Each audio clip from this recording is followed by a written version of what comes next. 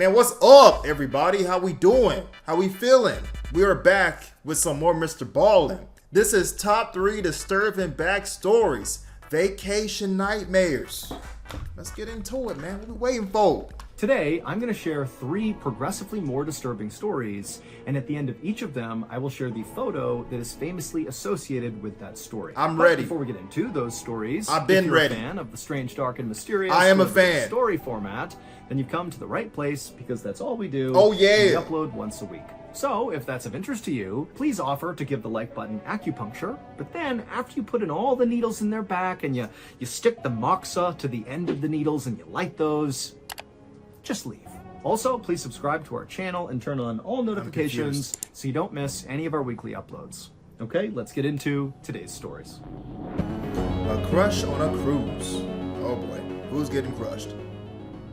Just after 6 p.m. on December 27th, 2015, a woman named Sarah Robinson was getting ready inside of her cabin on the 7th floor of a massive cruise ship. She and her boyfriend were going to dinner that night with Sarah's parents in one of the restaurants on board the ship.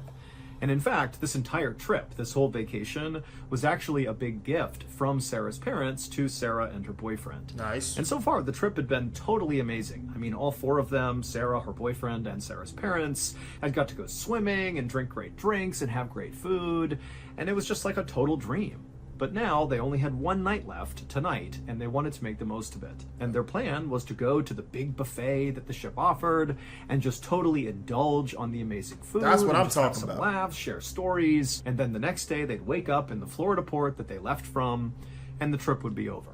But for now, they had this 1 dinner left. And so, after Sarah and her boyfriend were all ready, they left their cabin and they met Sarah's parents out in the hallway, and then Sarah led the way towards the stairwell that would bring them up to the 10th floor where the restaurant was that they were going to. Once they reached the 10th floor, Sarah could see right in front of her the entrance to this restaurant. And so she, her boyfriend, and her parents, all behind her, began walking towards the restaurant. And to get there, they would have to walk past this sort of lobby right in front of the restaurant, where there was this elevator bank that would go down to the lobby and all the other floors. And so, Sarah and her family, they walked past these elevators, and as they did, Sarah began to hear what sounded like rain hitting the outside of the ship. But that didn't make any sense because that whole day the weather had been beautiful and clear, and Sarah, when she heard this sound, she instinctively kind of looked around the corner out one of the windows and she looked out into the night and it was still clear and beautiful out. So this could not be rain. And so Sarah, she turned around and she looked at her boyfriend and her parents with a sort of quizzical look, being like, do you hear this? Like, what is that sound? And they clearly had heard it too and were looking back at her like, I don't know. But before they could even start to discuss whatever this was, a woman who they didn't know, who was standing near these elevators as well, began to scream. It would turn out just a few minutes before this woman began to scream, the cruise ship's chief electrician, 66-year-old Jose Sandoval Opazo, had begun doing routine maintenance on the elevators that were located a few floors below the 10th floor, but still within that same elevator bank that could bring you up to the 10th floor where that restaurant was. Okay. And while Jose was performing this very routine and quick maintenance on the elevator, something strange happened. But to understand why this happened, you need to understand a little bit about Jose and the other electricians on board this cruise ship. Oh boy. So there was oftentimes a lot of very quick and easy maintenance that would need to get done on these elevators, which would involve going into the elevator shaft to do it. But again, these are very short bursts, in and out, very easy to do. All the electricians know how to do it. And the procedure was to actually fully shut down that elevator, like completely, and then go inside and do the maintenance, and then go through the process of starting the elevator all over again. But that was so disruptive to the flow of traffic on the ship each day, and it was just kind of a hassle. And so Jose and the other electricians had come up with this sort of workaround that didn't require them to shut down the elevator.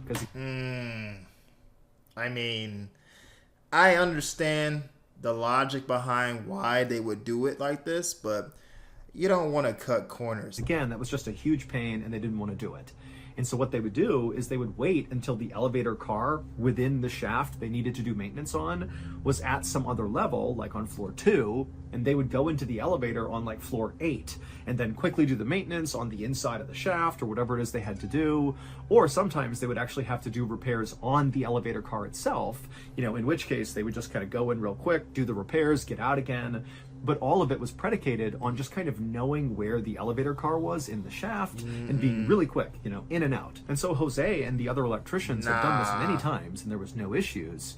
But on this day, Jose, he got into the elevator shaft to make these simple repairs. And so he actually was standing inside of the shaft on top of the elevator car that was down a few levels down from 10.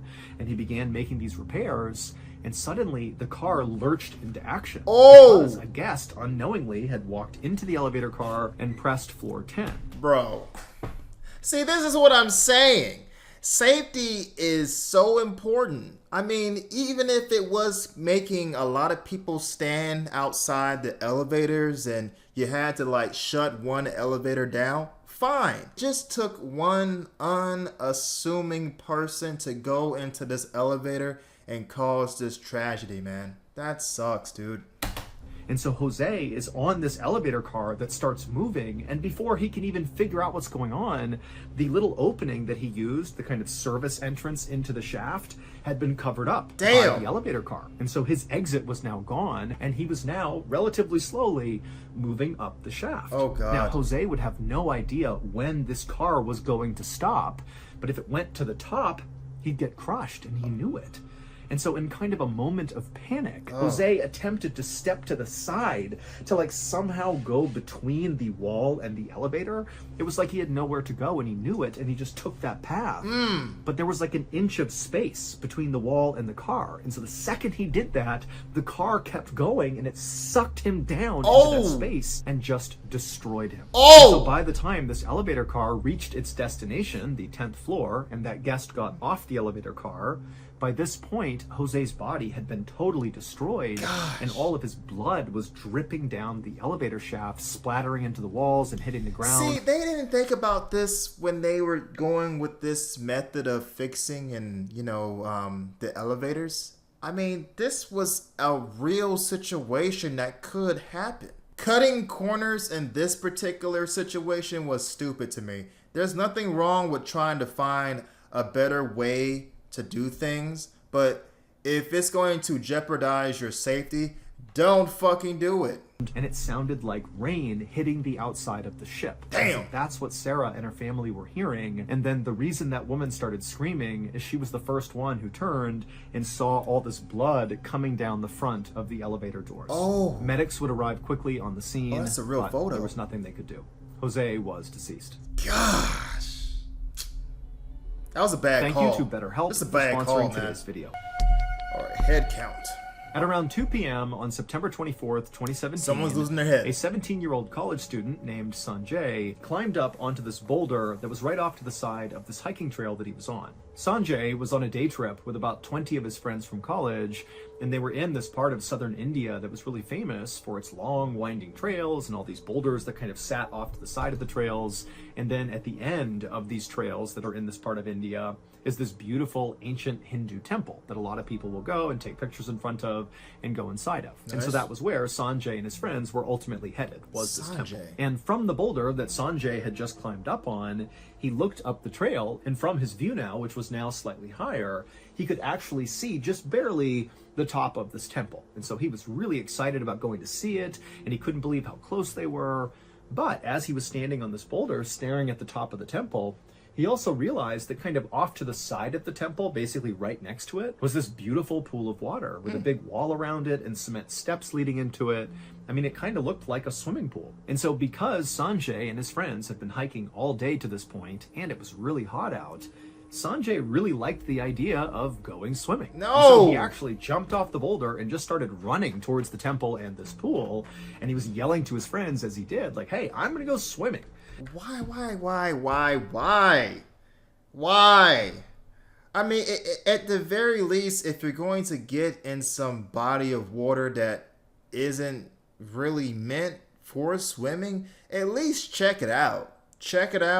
First, see if it's shallow, because if you go and jump into it, you might break your fucking legs, man. Some of these split decisions cost people their lives, man. And I'm just like, bro, just if you can, just think this through before you just jump into this pool of water.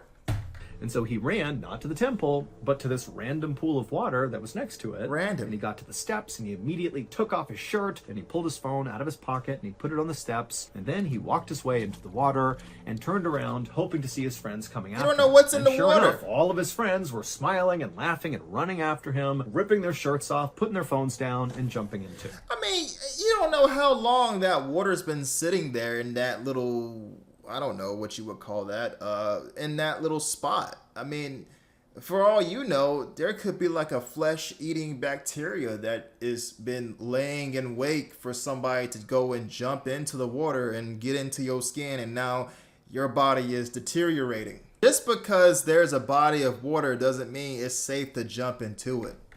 And so pretty soon, this very quiet, peaceful pool next to this temple was packed full of very rowdy and crazy college kids. Now, to be clear, this pool of water was not intended to be a swimming area. I didn't think so. It was dug about 300 years earlier for this temple. I did not think so. Many people began to view this pool of water as sacred because they believed it could cure diseases. Oh, Lord. And so what Sanjay and his friends were doing was totally taboo and not allowed. But I can promise you, Sanjay and his friends did not care. They were having a great time. And from them not giving a fuck, they probably lost their lives. Imagine if this was Florida. They ass would have got towed up by a gator, bro. And in fact, Sanjay was having such a great time that when he turned around and looked back up the steps they'd all charged in on, he saw one of his friends, whose name was Vishwas, was standing up out of the water reading what looked like a plaque about this pool of water. And Sanjay hated the idea of one of their buddies not getting to experience this fun. And so Sanjay, a little out of pocket, yelled out to Vishwas like, "Hey, stop reading that and get in the water. Let's go. What are you doing?" Hey, what's that sign say? Don't bother reading the sign, man. Just get in the pool, man. And you look at the sign and it says fucking warning. Flesh-eating disease in this water. Don't jump in. It could be anything in that damn pool, bro. And Vishwas was obviously kind of embarrassed to be called out so publicly in front of the, 19 other kids that were there. They're all looking up at him expectantly now, like, "Yeah, get in here, man." And Vishwas, he's like, "Okay, fine." Wow. And so he took off his shirt, put his phone down as well, and he got in the water with all of them. Wow. And very shortly after he did that, Sanjay kind of forgot about him and decided, hey, this would be a great time to take a photo of everybody here, memorialize this amazing trip. And so Sanjay, he waded over to the steps, he grabbed his phone, he came back towards the group, and he's looking at this big rowdy crowd of his friends who were totally not paying attention to him. And he's saying, "Hey guys, come over here. I want to take your photo. Gather up. I'll take a photo of all of us." And so it took a couple of minutes, but eventually, all these kids got in frame, and Sanjay, he held the phone out, made sure everybody was there, and they all smiled, and he took a picture. And then after he took the picture, Sanjay put his phone back on the steps and returned to just splashing and goofing around with his friends. Yikes. If you want to learn to shoot viral videos, listen up because ContentCritter.com is having its biggest sale ever. Right? About an hour later, Sanjay and his friends had left the pool and were now in the temple and were just walking around exploring. But eventually, Sanjay just got tired of looking inside the temple. It was not very interesting to him. And so he eventually just went outside again and sat down on this low wall that was right outside the temple. And because he knew his friends would not be done for at least, 15 or 20 minutes or so, he just pulled out his phone and began kind of scrolling through social media and, doing what we all do on our phones. But eventually, Sanjay opened up his photo album to look at all the photos he had taken during the hike in, and then also that picture in the pool, and then also some pictures he took inside of the temple. And so he pulls up his pictures and just kind of starts scrolling through them, and he eventually reaches the photo that he took, selfie style, in the pool with all of his friends together. And so he opens that picture up and he looks at it and he smiles because it definitely was the best picture he took. He got all his buddies in frame. Everybody seemed so happy. Don't tell me that they all died, man. But as Sanjay was looking at this photo, he realized there was something odd about it. There was just something in this photo that just seemed like it shouldn't be. And as he looked more closely at it, the smile on his face faded, and he began to panic just a little bit. He didn't know if what he was looking at was real or not, but he knew he had to go find out. And so Sanjay put his phone away and he looked up and began looking around outside the temple at all the other people who had left, and many of them included his friends. And they were walking around, talking in groups or whatever. And Sanjay, he began looking at all of his friends and he would stare at their faces. He was looking for something, but he didn't see what he was looking for. And so after scanning the entire outside and not feeling satisfied, Sanjay got up and speed walked back into the temple and began going into each and every room, looking at every single person he encountered. And when he would find one of his friends, he would stare at their face. And when he didn't find what he was looking for, he just kept on going to every single room until finally he reached the last room of the temple and he found the last of his friends and he looked at their faces and still he did not see what he was looking for. And so now Sanjay is truly panicked. He's actually horrified at this point. What the fuck is he looking for? He runs back outside and he finds their college professor who had come along to sort of chaperone the trip. And he ran up to this professor and he pulled out his phone. He opened up that photo of them in the pool and he showed the professor what he had found. And Sanjay pointed out the strange thing about this photo. And so the professor, he began looking at the photo too, and right away, he also could see this very strange thing that seemed very out of place. And so the professor asked Sanjay a few follow-up questions, about like what Sanjay had done since discovering this. And after Sanjay said, I've been all over the temple, I still can't figure it out. And so the professor knew the police would have to get involved. And so the professor got in touch with police. And so the police came out to the temple not long after that. And the students, so Sanjay and all of his friends, had been instructed to stay right by the temple. Do not go down to the pool, stay up here, let the police handle it. And so when the police came in, they came running by the group, and Sanjay and his friends were just kind of watching anxiously, waiting to see what happens. And then as the officers went down to the pool, from where Sanjay and his friends were standing, they actually did not have a clear view. The temple itself blocked their view, so they could not see the pool, but they could hear what the officers were doing. And at first, as Sanjay and his friends are standing there nervously, they don't hear anything down at the pool. But then they hear one of the officers shout something out, like he's found something.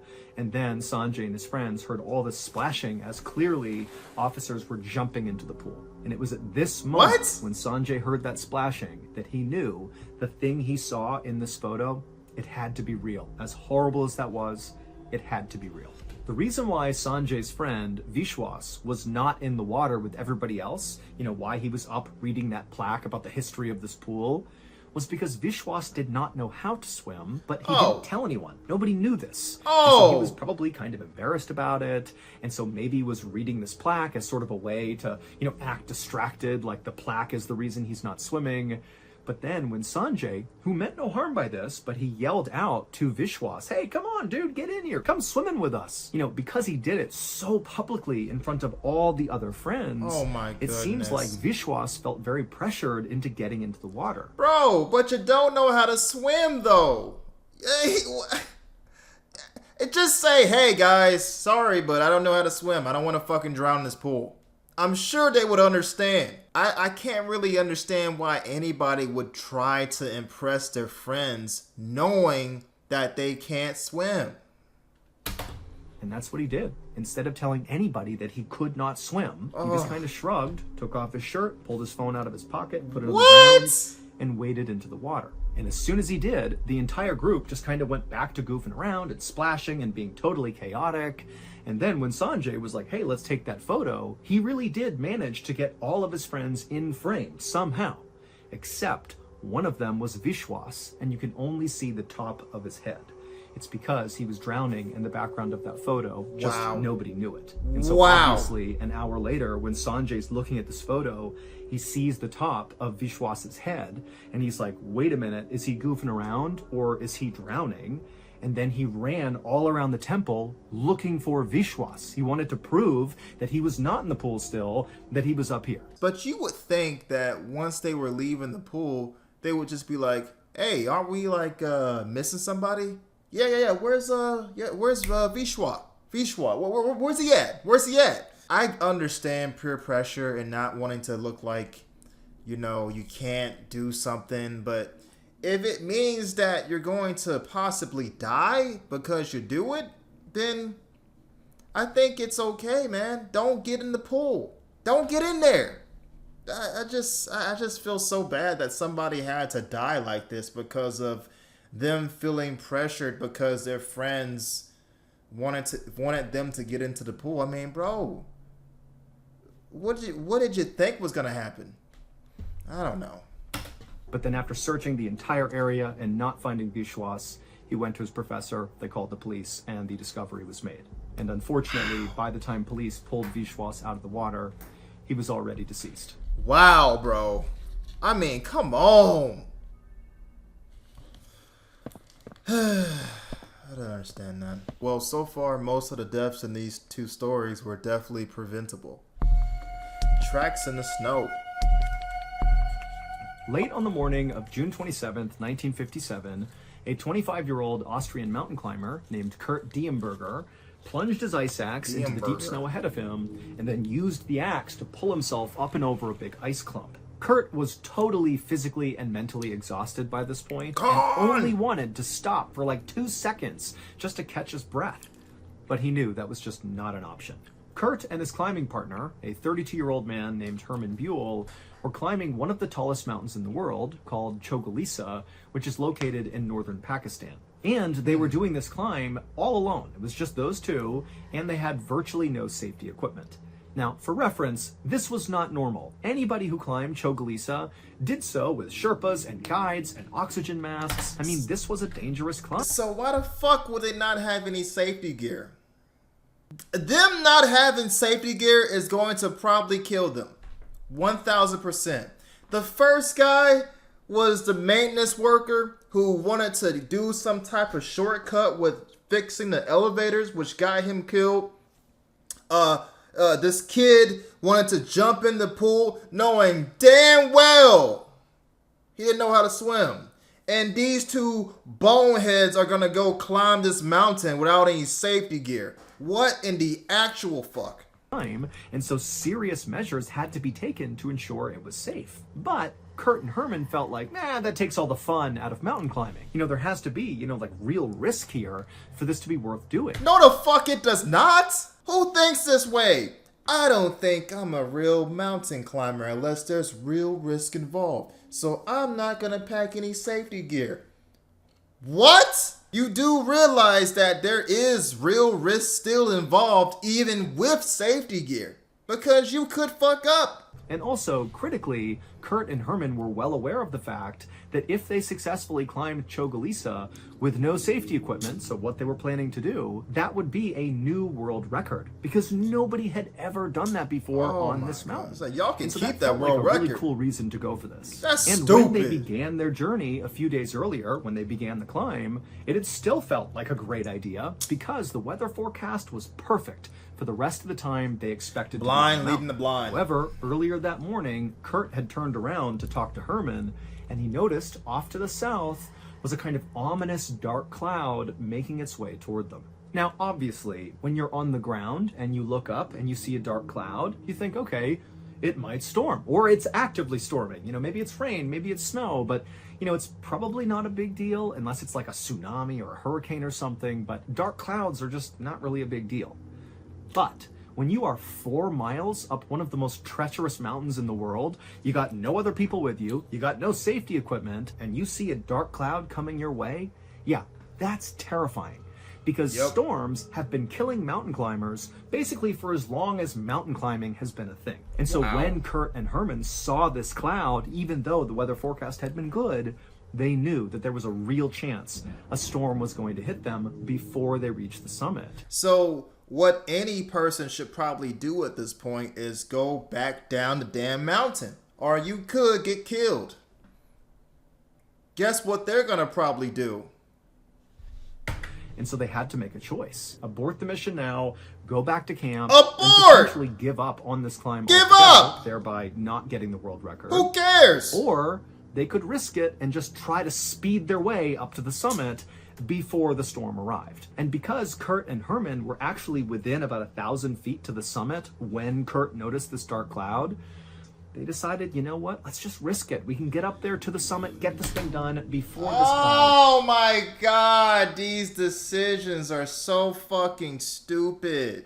I really can't feel all that sympathetic like I normally feel with these videos, but these people that are making these dumb decisions are just idiotic to me, man.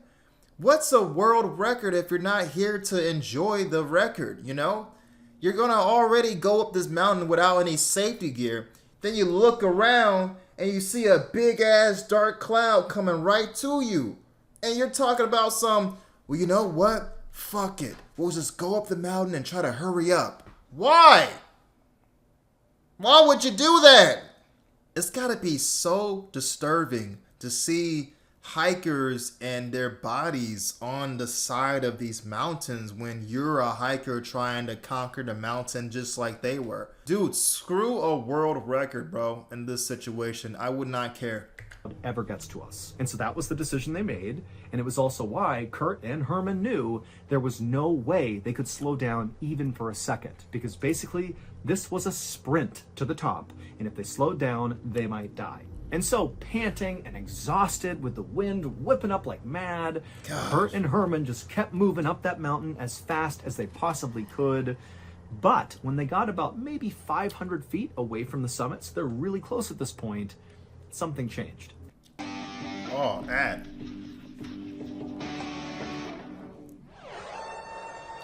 As Kurt was about to bring his axe back down into the snow to, pull himself up one more step, he suddenly realized he couldn't see the mountain in front of him. Damn. Like there was nothing. It was just pure white all around him. He couldn't even see the sky. It was like he was just in this void all of a sudden. And the reason for this is because that dark cloud had caught up to them. They were literally inside of the cloud. That's why they couldn't see anything. Wow. And so from behind Kurt, even though he can't see anything, he could hear Herman desperately screaming up to him, "Hey, we've got to turn around right now!"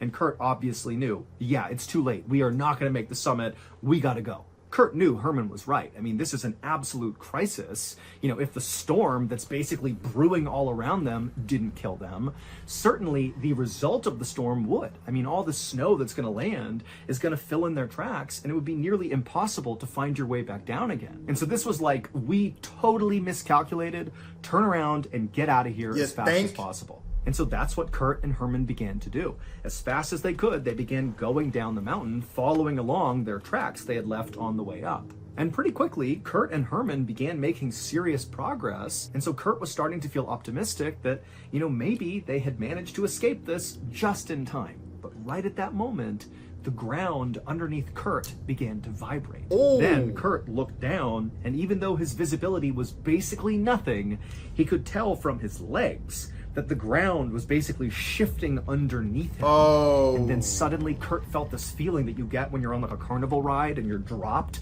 that feeling in your stomach that you're falling. He got that because the ground underneath him just gave way. Wow. It was an avalanche. Oh, and so I knew it. in absolute desperation, Kurt, who knows he's about to be sucked into an avalanche, he just jumped. Like as far away from the mountain as he possibly could, kind of at an angle to the right, like he was leaping up and out of the avalanche and over to the right. But you got to remember, he's on this really steep slope. This is not like jumping on flat ground where you jump up and just return to where you jumped from. He's on a slope. So when he jumped out and to the right, it was like he was jumping off a building. Damn. He fell something like 30 or so feet before he hit the ground again. But when Kurt hit the ground, he kind of expected to be gobbled up by the snow and keep being sucked down the mountain, but he wasn't. He hit the ground and didn't move. Ooh. And then he kind of sat up and he looked around and he realized he had successfully jumped out of the avalanche. He had done it. He saved himself. Wow. And so he began looking around. The visibility is still terrible, but it's a little bit better because now the avalanche has basically gone down the mountain. The storm is kind of passing, and so the visibility is decent. And, Kurt, he's looking around, screaming out for Herman. He doesn't see him. And then it's like suddenly the visibility just opened up. And Kurt was able to look to his left where the avalanche had gone.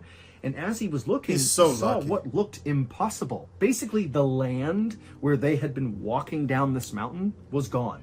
It was like the avalanche had removed that part of the mountain. Wow. And so Kurt is basically laying in the snow on the edge of a new cliff where the avalanche had basically broken away the mountain. Damn. And so he's looking into this crevasse where the avalanche went and thinking, I can't believe how lucky I am, but I got to go find Herman. And so Kurt stands up, and he's pretty battered from this 30-foot fall, but he's got adrenaline pumping through him, so he feels pretty good. And he scrambles his way 30 feet back up the mountain to this ridgeline where he originally jumped out of the avalanche, hoping when he got up there that he might find some sign of where Herman went to, because they were pretty close together when the avalanche started. But when he got up there, There was no sign of Herman, and he turned around and looked back down the mountain, and he couldn't see Herman anywhere. But when he turned back around, looking now back up the mountain, so in the direction of where they had originally intended to hike, and then where they had to come back down from when they were in the cloud, he noticed that he could see very easily their tracks, he and Herman's tracks. And so with his eyes, he just kind of tracked these tracks all the way down the mountain to where he was. And as he did this, he noticed something. At first, it was like his brain couldn't compute what he was seeing. But after a moment, he knew. Here is a photo of what Kurt would have seen. However, keep in mind, this was not a photo Kurt took, and it's also from a slightly farther away perspective. But conceptually, this really is what Kurt saw that told him what happened to Herman. So in this photo, you can see the mountain and the summit's at the top, and there's a trail that goes straight down and then appears to diverge, where there's tracks that go to the left from our perspective, the viewer's perspective. They go to the left around that cliff line, and the other set of footprints that disappear off the cliff. So if you haven't figured it out. So he definitely fell into that big ass like space right there. That is crazy, man. Out yet, the footprints that go to the left are Kurt's footprints. He just magically jumped and landed on the absolute edge of where this avalanche was going to happen. He is so lucky. And Herman is the other set of prints.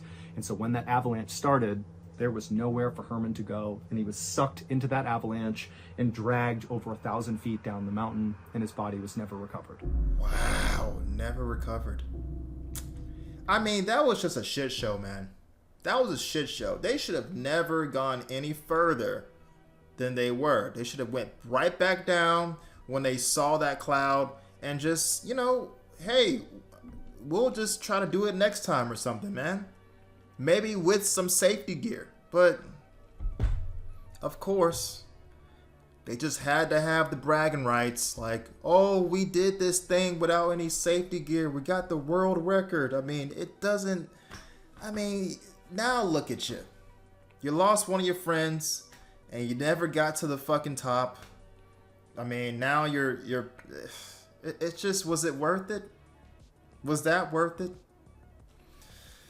Oh boy. I mean, imagine if me and one of my best friends, I don't know how close these guys were. I wouldn't be able to live with myself knowing that I co-signed us going up this mountain, knowing that there was a fucking storm coming right towards us. At least one of us has to think rationally in this situation. Like, hey man, maybe it's not a good idea. I want to live. I have a family, I just don't think this is a good idea, so that's sad. Hey everybody, if you haven't heard yet, we announced some really big news recently. We are putting out a book. Okay, so I think that's the end of it, but a lot of great stories, man, but I gotta say, most of these stories were preventable. I think the word for this video is safety. Safety, safety, safety. In my opinion. I mean, the maintenance guys that were like, yeah, let's do it this way. It'd be quick and efficient, but, let's not think about the risk that could be involved if we do it this way. They didn't think about safety. One guy got killed and got crushed by an elevator. The guy in the swimming pool. Safety. I mean, knowing that this man cannot swim, he jeopardized his safety to impress his friends. End up drowning. The two guys going up the mountain. Fuck the safety gear. We want to get this world record. Safety, man. They had just thought this through, they probably would still be here. But let me know what you guys think of these stories. Make sure you always support Mr. Ballen, and I'll see you guys in the next one. Peace!